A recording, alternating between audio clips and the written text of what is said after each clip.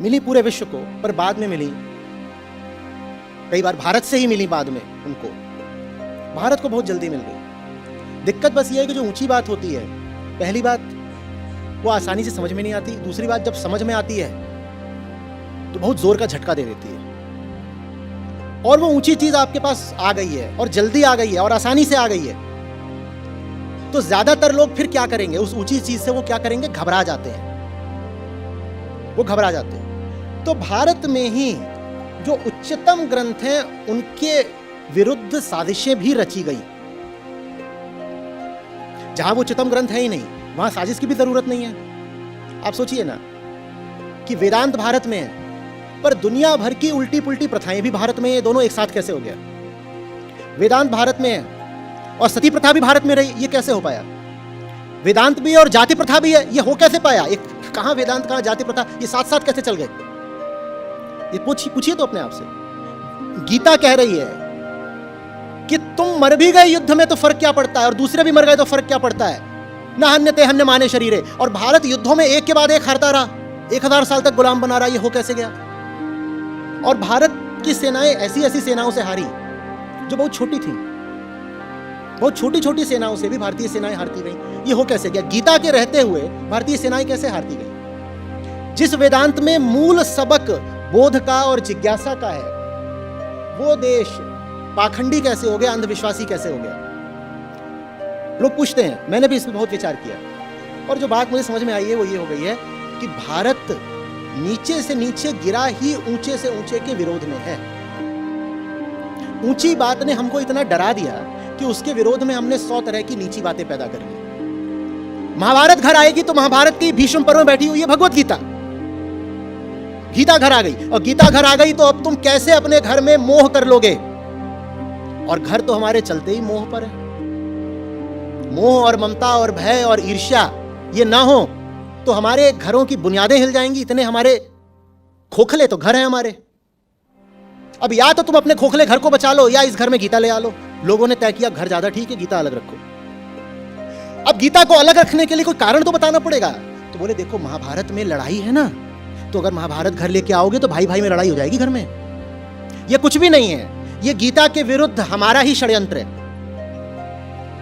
और गीता के विरुद्ध इसीलिए षड्यंत्र करना है क्योंकि गीता में कृष्ण कह रहे हैं कि सामने भाई खड़ा हो, बाप खड़ा हो, तुम्हारा पितामह खड़ा हो, तुम्हारा आचार्य खड़ा हो, उन सबसे ऊपर है कृष्ण, उन सबसे ऊपर है धर्म और सत्य।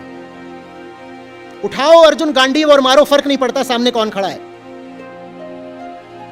तुम्हारा पुराना रिश्ता हो, तुम्हारा मोह हो, स्मृतियां हो, कुछ हो, किसी की परवाह नहीं करनी है। जो गलत है मारो। और हमारे घर में तो सब गलत है। अब महाभारत खतरनाक हो गई तो हमने कहा हम कोई कहानी बना देते हैं महाभारत के बारे में, और आप उस तरह की कहानी बना दोगे और यही नहीं करोगे। वेदांत के बहुत बाद, लगभग 1000 साल बाद लिखे गए पुराण, इस तरह की कहानियां उन पुराणों में भी डाल दी गई। तो वो लोग ये भी नहीं कहेंगे कि साहब महाभारत को घर नहीं लाना है और महाभारत के विरुद्ध तर्क हमारा है। कहेंगे हमारा तर्क नहीं है, देखो फलाने पुराण में कहानी लिखी हुई है कि किसी शहर में एक गरीब ब्राह्मण रहा करता था, उसके 4 भाई थे, और एक बार वो महाभारत अपने घर ले आया तो उन चारों भाइयों में कला हो गई आपस में। तो जब कला हो गई तो 2 का सर फूट गया, एक की टांग टूट गई। तो वो सब किसी ऋषि के पास गए, तो ऋषि ने उपदेश में कहा कि देखो आज से कोई महाभारत को अपने घर में न रखे। इस तरह की कोई कहानी कर दी जाएगी। ये पूरी कहानी कुछ नहीं है, सिर्फ कृष्ण माने गीता माने वेदांत के विरुद्ध एक सस्ता षड्यंत्र है। असली धर्म हमें बहुत आसानी से मिल गया ना। जो चीज बहुत आसानी से मिल जाती है इंसान उसकी कदर नहीं करता। तो वेदों में जो असली चीज है वो है वेदांत, वेदों का ज्ञान कांड। हमने उसकी पूरी उपेक्षा कर दी, पूरी उपेक्षा एकदम अलग रख दी। पकड़ क्या लिया उसमें से? कर्मकांड। कर्मकांड पकड़ के हमें यह कहने का अधिकार मिल गया कि हम वैदिक हैं। कितने चालाक लोग हैं। वेदों का कर्मकांड पकड़ लिया जिससे ही कहने का अधिकार मिल गया कि हम वैदिक है। कर्मकांड कैसा है थोड़ा समझिएगा। कर्मकांड और ज्ञानकांड का अंतर। कर्मकांड ऐसा है कि मैं यहां पर मैं आया, उससे पहले आप सब यहां एकत्रित हो गए, ये आपने एक कर्म करा, ये आप यहां के बैठ गए, ठीक, अच्छी बात है, कोई दिक्कत नहीं, बैठना तो पड़ेगा ही अगर बात करनी। दूसरा क्या कर्मकांड में आया तो आपने मुझे वहां पर बैठाया, ये भी बहुत अच्छी बात है। मैं आऊं, खड़े रखो, मैं कहूँ क्या करूं। तीसरी बात यह है कि आपने मेरा स्वागत किया, मैं अनुग्रहित हूं, बहुत अच्छी बात है। चौथी बात यह है कि फिर शांति पाठ हुआ यहाँ पर, ठीक, फिर दीप प्रज्वलित किया गया। ये सब कर्म कांड है, ये अच्छी बात है, आवश्यक होता है। और जब ये सब हो गया उसके बाद आप सब यहां से भाग गए। आप बैठ गए, मुझको बुला लिया, मुझे आसन दे दिया, मेरा स्वागत कर लिया, शांति पाठ बोल दिया, देवी वंदना कर ली और उसके बाद भाग गए। और तुर्रा ये कि दावा भी कर दिया कि आचार्य प्रशांत को सुनकर आ रहे हैं। ये एक आम हिंदू का जीवन रहा है। वो अपने आप को धार्मिक बोलता है। मैं पूछता हूं किस बिना पर? तुम कैसे धार्मिक हो? जब ज्ञानकांड शुरू होना था तो सब खाली है, एक आदमी नहीं बैठा हुआ। ये रहा है भारत का धार्मिक जीवन, न जाने कितनी शताब्दियों से। कर्मकांड सारा कर लो, जैसे ही ज्ञान शुरू हो गायब हो जाओ। जो शादीशुदा लोग हैं उनसे मैं पूछता हूं अक्सर, आपकी शादी के वक्त भी जो मंत्रोच्चार हुआ कुछ मतलब पता है? बोले नहीं। मैं पूछता हूं तुम शादीशुदा हो कैसे फिर? जब तुम्हें पता ही नहीं हो पंडित क्या बोल गया, तुम्हें कैसे पता तुम्हारी शादी हुई है?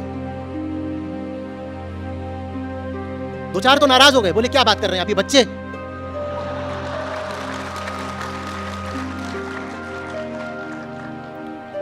मैंने कहा बच्चे तो ठीक है, शादी से क्या लेना देना, लेकिन तुम ये बताओ, तुम्हें कुछ नहीं पता कि तुम दो को खड़ा कर दिया और वो क्या बोल रहा था, तुम्हें यकीन कैसे आया कि तुम्हारा विवाह हो गया है? ये भारत का धार्मिक जीवन रहा है। हमें कुछ ज्ञान नहीं, हम जानने पे विश्वास नहीं रखते। हमारे लिए रस्म अदायगी, परंपराओं का निर्वाह ही बहुत है।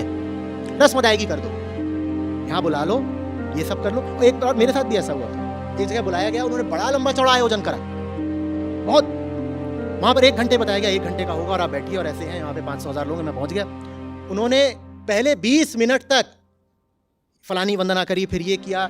जैसे आपके यहाँ तो इतना बड़ा था उनके पास, जिसमें 18-20 जगह पे उसको प्रज्वलित करना था। फिर ये होगा, फिर वो होगा।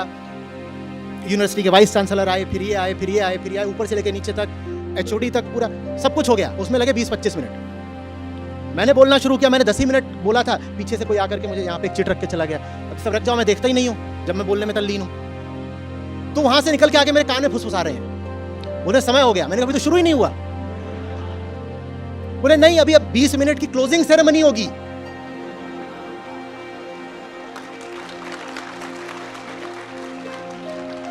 उनका 10 मिनट पहले तुम्हारी ओपनिंग सेरेमनी खत्म हुई है। यह रहा है भारत का धार्मिक जीवन, जस्ट सेरेमोनियल, जस्ट सेरेमोनियल। बाहर बाहर बहुत कुछ, भीतर प्राण कुछ नहीं। लेकिन गुमान पूरा रहा है धार्मिकता का, दावा पूरा रहा है, हमसे ज्यादा धार्मिक कोई नहीं। क्यों? ये तिलक देखो, ये शिखा देखो, ये जनेऊ देखो। तुम बताओ, जितनी चीजें धार्मिकता की होती हैं, जितने भी उनके बाह्य प्रतीक होते हैं, आउटर सिम्टम्स, वो सारे हमने धारण कर रखे हैं। भीतर क्या है? भीतर का क्या है? भीतर हमारा परिवार है, दिल में प्रियतमा विराजती है, बड़ा बेटा नालायक है, उसको देंगे नहीं ज्यादा पैसा। भीतर ये सब चलता रहता है। अभी वसीयत लिखनी है, छोटे को देंगे 60%। और लड़की भी तो है, लड़की है, उसको नहीं देना है, दहेज देंगे ना उसको, दहेज दे दिया, निकाल दिया, पराया धन होती है। भीतर ये चल रहा है। भीतर ये सब जो चल रहा है, गीता उस पर करती है चोट। तो हमें गीता से लगता है डर। तो इसीलिए कृष्ण का भी जो रूप प्रचलित है, वो गीता के कृष्ण नहीं है, वो राधा के कृष्ण है।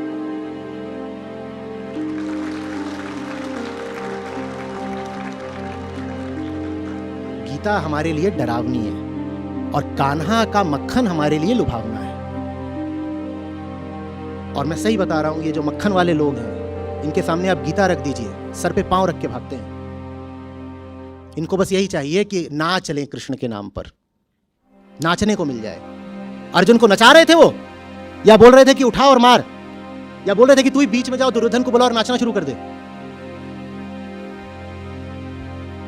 भाई महाभारत पढ़ी हो तो अर्जुन युद्ध से कुछ ही साल पहले नृत्य के शिक्षक थे, तो अर्जुन को तो आता भी था नाचना। अगर नाचने में ही सब कुछ होता है, जो ये नाचने का कार्यक्रम चल रहा है आजकल कृष्ण के नाम पे, तो अर्जुन को बोल देते ना कि अर्जुन नाच। वो युद्धस्व क्यों बोलते कि लड़, नाचने से ही सब हो जाएगा भाई। पर नाचने का कल्ट चल गया। अगर गीता को वाकई हम सम्मान देते होते तो मैं पूछता हूं, कुरुक्षेत्र हिंदुओं का सबसे बड़ा तीर्थ क्यों नहीं होना चाहिए था, जहां पर गीता उतरी थी? बोलो। किसी को कुछ स्मरण भी है गीता का? कोई सम्मान है गीता का? नहीं हो पाएगा, क्योंकि वहां वो क्या बोलते हैं? निराशी निर्ममो भव युद्धस्व विगत ज्वर। अपना सारा एक्साइटमेंट जरा नियंत्रण में रखो। विगत ज्वर, ज्वर से आगे निकल जाओ। ज्वर माने जो भीतर की गर्मी होती है, अरे ठंडी करो। निर्मम हो जाओ, यहां कुछ अपना नहीं है, तुम किस मोह में फंसे हुए हो। निराशी हो जाओ, तुम भविष्य को लेकर क्या आशाएं बना करके बैठे हुए हो। ठीक अभी जो सही कर्म है उसको करो और लड़ो। युद्धस्व युद्धस्व युद्धस्व। यहां कौन लड़ना चाहता है? कायर आदमी को बोलो लड़ो तो वो गीता को अलग रख देगा दूर। भारत इसीलिए लड़ नहीं पाया, और भारत लड़ नहीं पाया इसमें भी हमने स्वीकार नहीं किया कि हम कृष्ण से इतने दूर हो गए, इसीलिए हम लड़ नहीं पाए। हमने कह दिया ये तुम्हारी सहिष्णुता है कि हम लड़ नहीं पाए। बाहर से जितने आक्रांता आते रहे, हमें पीटते रहे, बर्बाद करते रहे, लेकिन हम तो इतने प्यारे लोग हैं ना कि हम किसी को भी मना नहीं करते थे। हम कहते जाओ पीटो पीटो पीटो। सहिष्णु होना एक बात होती है, लतखोर होना बिल्कुल दूसरी। हाँ या ना? जिसका मन करा आकर के पीट गया और आपके पास विरोध की कोई शक्ति नहीं थी, और उसको कहते हो यही तो भारत की विलक्षणता है, अनूठा है भारत। दुनिया में कोई और देश इतना पिटा? हमने बुला बुला करके एक आप पीटो। गिनो जरा, यूरोप में कोई ऐसा देश है बड़े देशों में जिसने नहीं पीटा भारत को? अंग्रेज, पुर्तगाली, फ्रांसीसी, डच। हिटलर जीत जाता तो जर्मन भी आते, जापानी आने को तैयार ही खड़े हुए थे। एशिया में आ जाओ, अरब, तुर्क, मंगोल, अफगानी,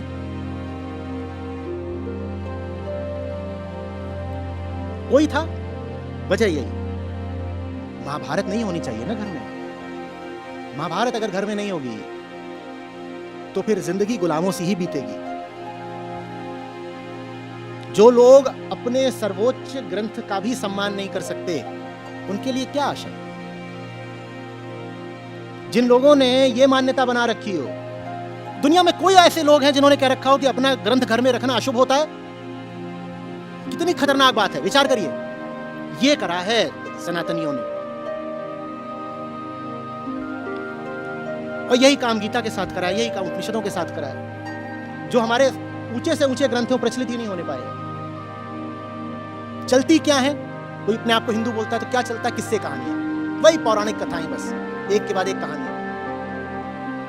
कहानियां, अंधविश्वास। कई बार तो जो कहानियां होती हैं वो पुराणों में भी नहीं पाई जाती, वो बस उसी क्षेत्र की जनश्रुति होती है, किंवदंती, और चल रही है।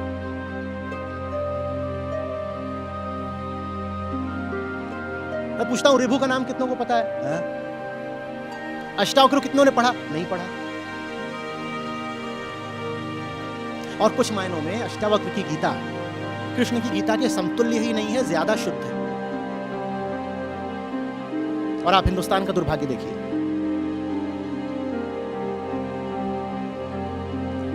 इंसान को ताकत देने वाली एक ही चीज होती है, सच्चाई के प्रति उसकी निष्ठा। गांठ बांध लीजिए इस बात को। कौन सा आदमी कितना ताकतवर है वास्तव में? बाहर की ताकत नहीं कह रहा, ना इसकी ताकत बोल रहा हूं, ना जेब की ताकत बोल रहा हूं, भीतरी ताकत बोल रहा हूं। किस आदमी में भीतरी ताकत कितनी होगी, बस ये इसी से नाप लीजिएगा कि सच को लेकर उसकी निष्ठा, उसका डिवोशन कितना गहरा है। भारत को वो सब कुछ मिला था जो उसे सच की ओर ले जाए, लेकिन माया ने ऐसी भांजी मारी, माया ने कहा सच की ओर जा रहे हो, गड़बड़ हो जाएगी, चलो पलटो, झूठ की ओर जाओ। और भारत झूठ की ओर इतना ज्यादा पलटा जितना दूसरे देश भी नहीं पलटे। समझ रहे हो बात को? हाँ, ये हुआ है हिंदुस्तान के साथ। अगर कभी गिना जाता है कि उच्चतम दर्शन कहां से आया, तो उसमें भी भारत का नाम आता है। और जब पूछा जाता है कि निम्नतम कोटि के अंधविश्वास और प्रथाएं कहां रहे, उसमें भी भारत का ही नाम आता है। अजूबा, उच्चतम और निम्नतम दोनों एक ही साथ। अब आप युवा लोग हैं, ये फैसला आपको करना है कि उच्चतम या निम्नतम। इतना मैं निवेदित कर देता हूं, दोनों एक साथ नहीं चलते। निम्नतम चाहिए तो निम्नतम ही ले लेना, फिर झूठ मत बोलना कि मैं दोनों ले रहा हूं, दोनों एक साथ नहीं होते।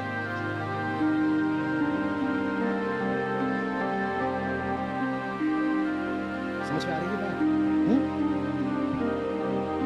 आज भी दुनिया भर में ह्यूमन राइट्स इंडेक्स हो, ह्यूमन डेवलपमेंट इंडेक्स हो, जेंडर एम्पावरमेंट मेजर हो, ये सब रिपोर्ट्स होती हैं। कुछ यूनाइटेड नेशंस की हैं, कुछ इंडिपेंडेंट एजेंसीज होती हैं, उनकी आती है। भारत का स्थान सबसे नीचे रहता है। मैं बार बार पूछता हूँ, जहाँ पर उपनिषदों जैसा बोध हो, विजडम हो, वहाँ पर भारत ऐसा कैसे हो गया कि उसने अपनी महिलाओं के साथ इतना अत्याचार कर दिया? कैसे कर दिया? जिस भारत ने बार बार समझाया कि आत्मा हो तुम, शरीर तुम हो ही नहीं, उस भारत ने शरीर को इतना महत्व कैसे दे दिया? ये तो दुनिया में कहीं भी नहीं हुआ, और भारत में कम से कम 200-300 साल तक चला है, और ज्यादा शायद 500 साल, कि पति मर गया हो तो उसके पीछे जाके पत्नी भी जल मरे चिता में। ये भारत में कैसे हो गया? भारत में कैसे हो सकता है जहां गीता है, जहां अष्टावक्र है, जहां इतने संतों की वाणी है, जहां इतने गुरुओं का प्रकाश रहा है, भारत में कैसे हो गया? फिर मुझे समझ में आया ये भारत में ही हो सकता था, क्योंकि अहंकार के लिए बोध बहुत बड़ा खतरा होता है, माया के लिए बोध बहुत बड़ा खतरा होता है, माया के लिए ग्रंथ बहुत बड़ा खतरा है। और जब ग्रंथ बहुत ताकतवर होंगे तो माया क्या करेगी? फिर माया भी उतनी ही ताकत से पलट के कोई साजिश करेगी। इतनी साजिश करने की जरूरत माया को दूसरी जगहों पर पड़ी ही नहीं, क्योंकि वहां ग्रंथ इतने ताकतवर थे ही नहीं। जब आपको कोविड होता है, जानते हो ज्यादातर जो कोविड में मौतें हुई वो किस कारण हुई थी? वायरस से नहीं हुई थी। क्यों हुई थी? वायरस जो आता था वो तो अपना काम करके एक हफ्ते में चला जाता था। आपकी तबीयत बिगड़नी शुरू होती थी 9वें-10वें रोज से। मृत्यु वायरस से नहीं हुई थी। अरे जानते होगे भाई क्यों हुई थी? तुम्हारी जो अपनी इम्यूनिटी है ना, वो ओवर रिएक्ट करती थी। वायरस तो चला गया तो किसको मारना शुरू कर देती थी? वो आपके फेफड़े को मारना शुरू कर देती थी, और जो और कोमल तंतु होते थे शरीर के, उनको मारना शुरू कर देती थी। साइटोकिन स्टॉर्म, वो वायरस नहीं है, वो आपकी अपनी इम्यूनिटी ओवर रिएक्ट कर रही है और आपको मार दे रही है। उस इम्यूनिटी को समझ लो माया है। जैसे जब कोई खतरा आया, और वो खतरा किस रूप में आया? ग्रंथों के रूप में आया। इतने ऊंचे, इतने शुद्ध ग्रंथ थे कि माया घबरा गई। उसने जबरदस्त रिएक्शन दिया, देह को ही मार दिया। उसने कहा कि तुम ग्रंथ पढ़ो, उससे पहले तुम्हारी देह को ही खत्म कर दो।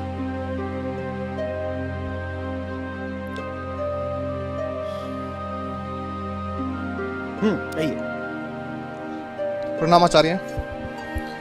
आचार्य, मेरा क्वेश्चन ये है कि हमारे कर्म हमारे विचारों से नहीं मिलते बिल्कुल भी, चाहे वो आप किसी भी स्फीयर में ले लें लाइफ के। जैसे कि आज हम महिलाओं के सम्मान की बात करते हैं, उनके उत्थान की बात करते हैं, लेकिन हमारे विचार कुछ हैं लेकिन कर्म कुछ और हैं। हम आज कास्टिज्म या रिलीजियस जो मैटर हैं, डिस्प्यूट, उनको रिजोल्व करने की बात करते हैं, लेकिन साथ में ही हम अभी बात कर रहे हैं, विचार हमारे कुछ और हैं, काफ़ी उज्ज्वलित हैं, प्रज्वलित हैं, लेकिन कुछ समय बाद क्या होगा कि हम भूल जाएंगे उन सबको। तो ऐसा क्यों होता है कि हम पता है कि हम ये गलत कर रहे हैं, सही कर रहे हैं, विचार हमको हमारे अंदर खुद द्वंद्व होता है इस चीज़ का, लेकिन फिर भी हम उसको अप्लाई नहीं कर पाते, हमारे कर्म उस चीज़ से बिल्कुल मेल ही नहीं खाते। क्योंकि आप जिसको अपना विचार कह रहे हैं, उस विचार में दम होता नहीं है। वो विचार इतना ताकतवर, इतना सच्चा होता ही नहीं है कि आपकी जिंदगी बन पाए। ये हमारा भ्रम है जो हम सोचते हैं बहुत बार कि हम अपने विचारों पर चलते हैं। गौर से समझिएगा, आप अपने विचारों पर नहीं, अपनी वृत्तियों पर चलते हो। विचार तो वृत्ति और कर्म के बीच की एक बहुत हल्की सी चीज है। वृत्ति माने क्या? जो भीतर मूल टेंडेंसीज बैठी हैं। आपकी टेंडेंसी है आलस की, और आपका विचार है चुस्ती का। विचार है कि जीवन चुस्त फुर्त रहना चाहिए, और टेंडेंसी किसकी है? आलस की। वृत्ति आलस की है। आपको क्या लग रहा है, आपका कर्म आलस का रहेगा या स्फूर्ति का? कर्म 90% संभावना है कि आलस का ही रहेगा। हमें धोखा है अगर हम सोचते हैं कि हम सोच के कर लेंगे। आप सोच के नहीं करते हो। सोच के नीचे सोच की मां बैठी हुई है, उसको वृत्ति कहते हैं, हमसे वो करवाती है। अच्छा एक बात बताइए, अगर सोच इतनी ही महत्वपूर्ण चीज होती तो आपके विचार आपके कहने पर आते ना? आपके विचार क्या आपके कहने पर आते हैं या स्वयं आ जाते हैं? बैठे हो, कोई आ गया ना ख्याल, वो किसने भेजा? आपने तो बुलाया नहीं, तो भेजा किसने? वो वृत्ति ने भेजा। वृत्ति का हमें कुछ पता नहीं चलता, वो भीतर छुपी हुई है, वो हमारा जीवन संचालित करती है।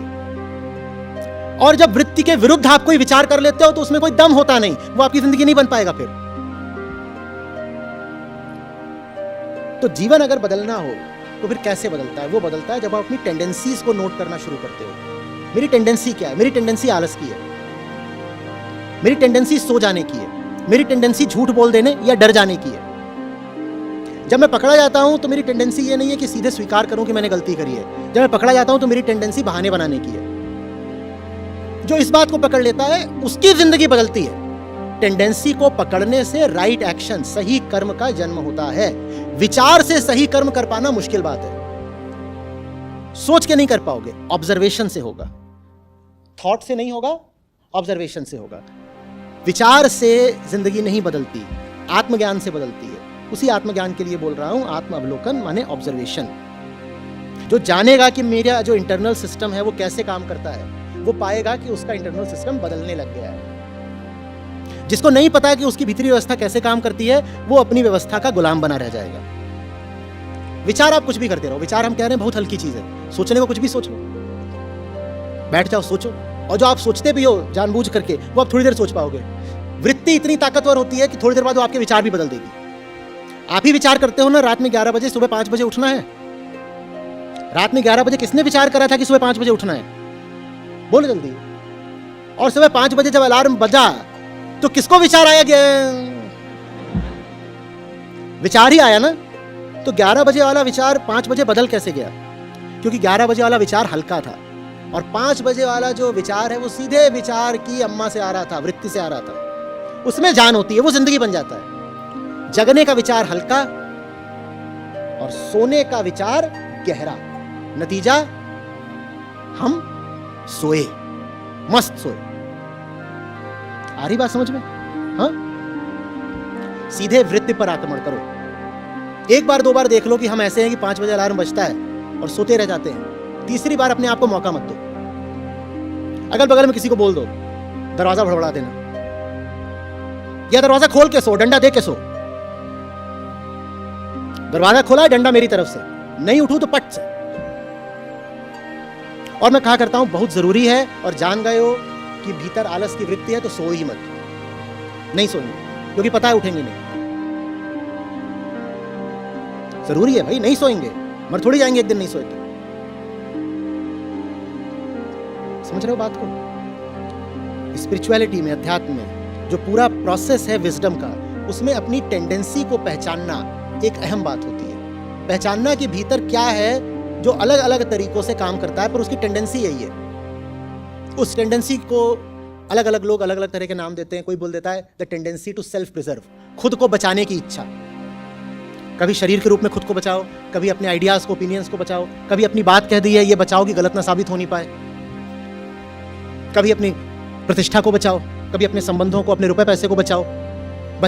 उसको ऐसे भी देख सकते हो, उसको तुम्हें जैसे भी देखना है, लेकिन ये याद रखो कि भीतर एक बैठी हुई है टेंडेंसी, जिसने तुम्हारी अनुमति, तुम्हारी परमिशन नहीं ली है, लेकिन भीतर बैठी हुई है, और वो वहां से बैठ के तुमको नचा रही है। वो तुम्हारी मालकिन बनी हुई है भीतर से, और तुम्हें गुलाम का जीवन नहीं जीना है। अगर नहीं जीना है तो ये जो भीतर मालिक बैठा हुआ है, इससे आजाद हो जाओ।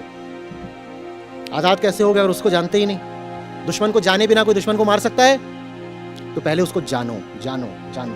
Watch, watch. बोलिए। सादरं प्रणमामि आचार्यः। मम नाम शालिनी। अहं संस्कृत विश्वविद्यालयतः यहाँ पे IIT मध्ये संस्कृत पाठयितुम् आगता अस्मि। मम एकः प्रश्नः अस्ति। जैसा कि हम देख रहे हैं यहाँ पर बहुत सारे लोग बैठे हुए हैं, और आपने अभी जो कुछ बातें बताई, जैसा कि हमारे जो धार्मिक ग्रंथ हैं या जो मोटिवेशनल साहित्य है हमारे देश में, उससे हमें षड्यंत्र करके दूर किया गया। और जो हम मंत्र सुनते हैं, जितने भी कार्यक्रम होते हैं जी, मैंने धर्म ग्रंथों की बात करी है जी। मोटिवेशनल साहित्य से नहीं कह रहा हूँ। मोटिवेशनल साहित्य भारत में है ही नहीं, ये बहुत ताज़ी बीमारी है। ये अमेरिका से चली है और भारत में आई है। अमेरिका में भी इसकी ज़रूरत इसलिए पड़ी क्योंकि इंडस्ट्रियल रेवोल्यूशन के बाद इस तरह की लाखों जॉब्स आ गई जिसमें आप भीतर से उत्साहित अनुभव कर ही नहीं सकते हैं। आपको एक असेंबली लाइन पे खड़ा कर दिया गया है कि वो प्रोडक्ट आ रहा है, उसको पैकेट में डालो। यहाँ सामने से चीज़ें आ रही हैं, जूते आ रहे हैं, जूतों को कार्डबोर्ड में डालो, और ये एक आदमी की दिन भर की नौकरी है, असेंबली लाइन जॉब है, तो वो मरने लग जाता है 10 ही दिन में। तो फिर एक पूरी मोटिवेशन इंडस्ट्री खड़ी करनी पड़ी कैपिटलिस्ट्स को, ताकि लोगों से वो काम करवाए जा सके जो करे जाने ही नहीं चाहिए। मोटिवेशन का कुल उद्देश्य ये है कि तुम वो काम भी बस करते रह जाओ किसी तरीके से जो तुम्हें करना ही नहीं चाहिए। अगर वो काम करने लायक होता वास्तव में, तो तुम्हें क्या मोटिवेशन की जरूरत पड़ती? तो मोटिवेशन बहुत नई चीज है और इसका जन्म अमेरिका में हुआ है। भारत में अभी ये पिछले 20-40 साल में आई है। जी आचार्य, संस्कृत क्यों पढ़नी चाहिए? भाई मुझे तो पढ़ने की जरूरत इसलिए थी कि जो मुझे साहित्य पढ़ना है वो मूल रूप से संस्कृत में था, तो मुझे उसका अर्थ जानना है तो मुझे संस्कृत जाननी पड़ेगी। लेकिन जिन लोगों को थोड़ा भी अपने आप से प्रेम हो, जो थोड़ा भी आगे निकलना चाहते हो भीतरी तौर पर, उनके लिए अच्छा रहेगा कि उन्हें संस्कृत में कम से कम आरंभिक स्तर की प्रवीणता हो। और उतना मुश्किल नहीं है, क्योंकि अगर हम यहाँ रुड़की में हैं तो आप में से 80-90% लोगों ने स्कूल में थोड़ी तो संस्कृत पढ़ी होगी ना। तो उसके बाद अगर आप 1 साल बस संस्कृत को दे दें अभी आप अपनी अवस्था में, तो इतनी आ जाती है, उसको सरला भाषा बोलते हैं, इतनी आ जाती है आरंभिक स्तर की कि आप अर्थ करना शुरू कर देंगे। और उसका जो आनंद होता है वो दूसरा होता है। एक अन्य लाभ भी होता है उसका बहुत महत्वपूर्ण। गीता जैसे ग्रंथों का भ्रष्ट और विकृत अनुवाद बाजार में खूब फैला हुआ है। अगर आपको थोड़ी भी संस्कृत आती है तो आपको दिख जाएगा कि ये जो गलत अनुवाद है आपको फंसाने के लिए बताया जा रहा है, आप बच जाओगे। कई संस्थाएं हैं जो बहुत बड़ी हो गई हैं, इंटरनेशनल बिल्कुल, वो चल ही गीता के एकदम विकृत अर्थों पर रही हैं, और वो इसलिए चल पा रही हैं क्योंकि आम आदमी को संस्कृत बिल्कुल नहीं आती। तो अगर आप थोड़ी भी संस्कृत सीख लेंगे तो कम से कम उस तरह के षड्यंत्र से बच जाएंगे जहां आपको आपके ही ग्रंथों का गलत अर्थ बताया जा रहा हो।